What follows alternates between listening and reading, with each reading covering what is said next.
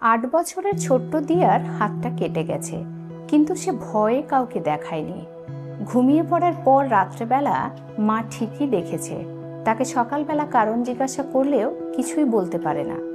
সপ্তমীর সন্ধেবেলা আগের দিন ঠাকুর দেখতে যেতে পারেনি, তাই পরের দিন 2 টাকা হাতের মধ্যে অতি সন্তর্পণে লুকিয়ে ভাইকে নিয়ে ঠাকুর দেখতে যায় এবং 2 টাকা দিয়ে বড় বড় 2 বেলুন কিনে দেয় ভাইকে।